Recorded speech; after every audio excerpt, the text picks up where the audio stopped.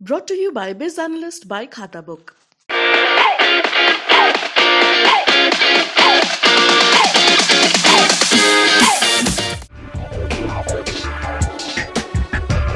New age कंपनियां इन दिनों चर्चाओं में हैं। इनकी चर्चा इसलिए है क्योंकि जिन निवेशकों ने न्यू एज कंपनियों पर दांव खेला है उनको बड़ा नुकसान हुआ है। नायका, पेटीएम, जोमैटो जैसे शेयर ऊपरी स्तरों से आधे से ज्यादा टूट चुके हैं। आज भी इन शेयरों में बिकवाली देखी गई है। पेटीएम का शेयर सोमवार को 3% टूटा और 809 पर बंद हुआ। वहीं नायका का शेयर 6% गिरकर 1315 रुपए पर पहुंच गया है। जोमैटो का शेयर 4.60% फिसल कर 82 रुपए पर पहुंच गया है। पीबी फिनटेक यानी पॉलिसी बाजार का शेयर 3.27% टूटकर 727 रुपए पर पहुंच गया है। यानी लिस्टेड न्यू एज कंपनियों के शेयरों में निवेशकों की बिकवाली जारी है।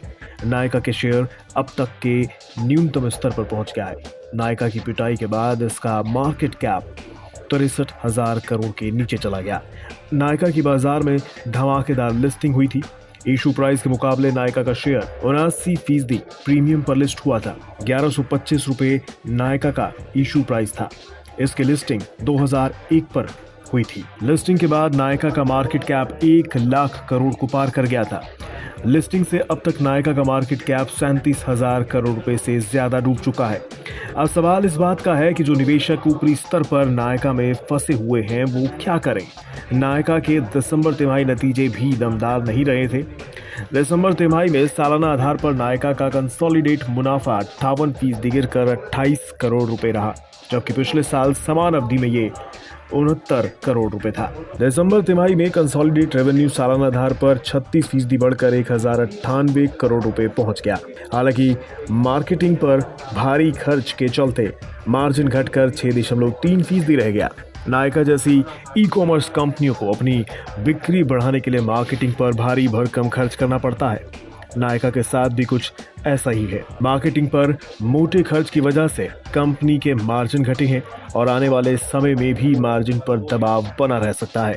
हालांकि नायका उन न्यू एज कंपनियों में शामिल है जो मुनाफे में है। पिकराइट टेक्नोलॉजीज के आशीष सारंगी के मुताबिक कंपनी के मार्जिन पर दबाव है। ऐसे में कंपनी के मुनाफे पर असर दिख सकता है। अभी निवेशकों को नायका में एंट्री से परहेज करना चाहिए। नायका की तरह पेटीएम का भी बुरा हाल है। इस शेयर की पिटाई रुक नहीं रही है। पेटीएम में भी हजारों निवेशक ऊपरी स्तर पर फंसे हुए हैं, लेकिन पेटीएम पर आईसीआईसीआई सिक्योरिटीज ने भरोसा जताया है। आईसीआईसीआई सिक्योरिटीज ने 1352 रुपए के लक्ष्य के लिए खरीदारी की सलाह दी है। यानी मौजूदा स्तर से पेटीएम में 65% की तेजी देखने को मिल सकती है। हालांकि फाइनेंशियल सर्विसेज बिजनेस में उम्मीद से कम मोनेटाइजेशन और रेगुलेटरी रुख कंपनी के लिए जोखिम साबित हो सकते हैं। गोल्डमैन सैक्स ने भी 1460 के लक्ष्य के लिए खरीदारी की राय दी है। इस नजरिए से देखें तो पेटीएम पर ब्रोकर्स के नजरिए में ये बदलाव उन निवेशकों के लिए राहत की खबर हो सकती है जो पेटीएम में ऊपरी स्तरों पर फंसे हुए हैं।